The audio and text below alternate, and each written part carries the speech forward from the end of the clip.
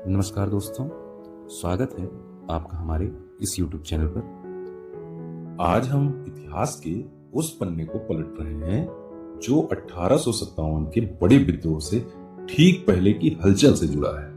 ये कहानी है एक सैनिक की, मंगल पांडे की। जी हाँ, मंगल पांडे, जिनका नाम अक्सर भारत के स्वतंत्रता संग्राम की पहली चिंगारी के रूप में लिया जाता है। आइए जानते हैं कौन थे मंगल पांडे और कैसे वे बने भारत के पहले क्रांतिकारी शहीद।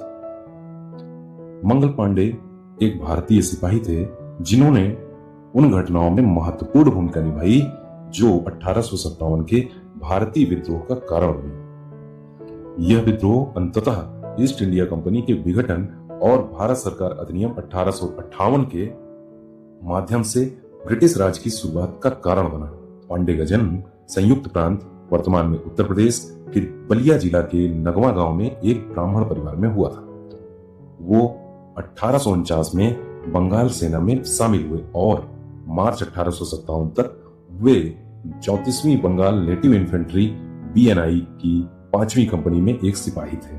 पांडे की कार्रवाइयां उस समय हुई जब बंगाल सेना में कई कारकों के कारण व्यापक आशंका और अविश्वास था, जिसमें नई राइफल कारतूसों की शुरुआत, आक्रामक ईसाई धर्मांतरण का डर और अवध के विलय जैसे राजनीतिक निर्णय शामिल थे।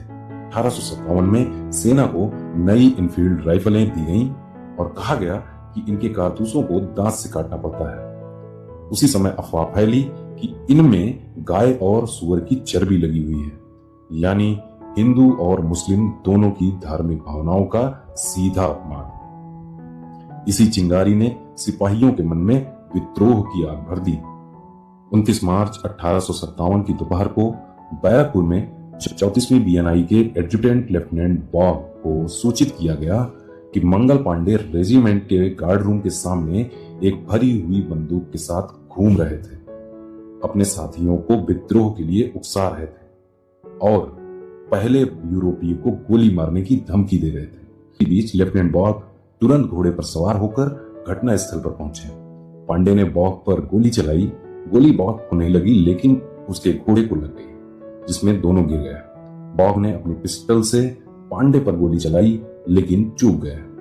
इसके बाद पांडे ने एक तलवार से बॉब पर हमला किया, जिससे वह गर्दन और कंधे पर घायल होकर जमीन पर गिर गया। एक अन्य सिपाही शेख पलटू ने हस्तक्षेप किया और पांडे को रोकने की कोशिश की जब वह अपनी बंदूक फिर से लोड कर रहे थे।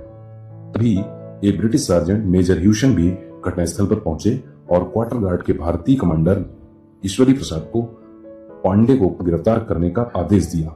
प्रसाद ने यह कहते हुए मना कर दिया कि वे अकेले ऐसा नहीं कर सकते। जब ह्यूशन पांडे का सामना कर रहा था तो उसे पांडे ने बंदूक के वार से पीछे गिरा दिया। बैरक से अन्य सिपाही भी बाहर आ गए, लेकिन वे मूक दर्शक बने रहे। शेख पलटू ने मदद की गुहार लगाई, लेकिन अन्य सिपाहियों ने उस पर पत्थर और जूते फेंके और उसे पांडे को छोड़ने की धमकी दे डाली। क्वार्टर गार्ड के कुछ सिपाहियों ने गिरे हुए ब्रिटिश अधिकारियों पर हमला किया। इसी बीच गैरिसन के commanding officer major general John Bennet Hearsey से अपने 2 बेटों के साथ घटनास्थल पर पहुंचे। उन्होंने स्थिति को नियंत्रित किया, अपनी पिस्तौल निकाली और क्वार्टर गार्ड को पांडे को पकड़ने का आदेश दिया। अवज्ञा करने वाले व्यक्ति को गोली मारने की धमकी भी दी। जब सैनिक आगे बढ़े तो पांडे ने बंदूक की नली अपनी छाती पर रखी और पैर से ट्रिगर दबाकर खुद को गोली मार ली। वे घायल हो गए, लेकिन मरे नहीं। उन्हें गिरफ्तार कर लिया गया और अस्पताल ले जाया गया। मंगल पांडे 1 सप्ताह से भी कम समय में मुकदमे का सामना करने के लिए ठीक हो गए। जब उनसे पूछा गया कि क्या वह किसी पदार्थ के प्रभाव में थे, तो उन्होंने दृढ़ता से कहा कि उन्होंने अपनी मर्जी से विद्रोह किया था और किसी अन्य व्यक्ति ने उन्हें प्रोत्साहित नहीं किया था। हालांकि कोर्ट मार्शल में उन्होंने यह भी कहा कि उन्होंने भांग और अफीम का सेवन किया हुआ था और उन्हें अपने कार्यों का होश नहीं था। उन्हें फांसी की सजा सुनाई गई। मंगल पांडे को 8 अप्रैल 1857 को बैरकपुर में तैनात सभी भारतीय और ब्रिटिश इकाइयों के सामने फांसी दे दी गई।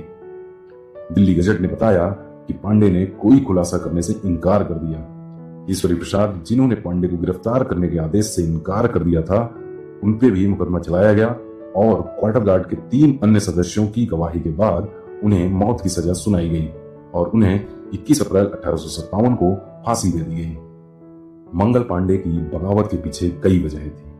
धार्मिक अपमान, ईसाई धर्मांतरण का डर, अवध का विलय और ब्रिटिश अधिकारियों का दमन। असल में ये केवल पांडे का गुस्सा नहीं था, बल्कि पूरे हिंदुस्तान की छिपी हुई पीड़ा थी जो उनके जरिए बाहर आ गई। पांडे की फांसी के बाद 34वीं बंगाल नेटिव इन्फेंट्री को भंग कर दिया गया, लेकिन उनके बलिदान की गूंज दूर दूर तक फैल गई। उनका नाम अंग्रेजों के लिए विद्रोही का प्रतीक बन गया और भारतीयों के लिए स्वतंत्रता संग्राम का पहला शहीद। बैरकपुर में मंगल पांडे पार्क उनकी स्मृति में खड़ा है। भारत सरकार ने 5 अक्टूबर 1984 को उनके नाम पर डाक टिकट भी जारी किया। मंगल पांडे भले ही अकेले थे, लेकिन उनकी चिंगारी ने 1857 की क्रांति की आग को जन्म दिया। वे भारत के पहले शहीद बने जिन्होंने हमें सिखाया कि स्वतंत्रता की कीमत होती है, और वो कीमत है बलिदान। तो दोस्तों, आज हम सबको याद रखना चाहिए कि हमारी आजादी के पीछे ऐसे ही कई गुमनाम नायक खड़े हुए हैं।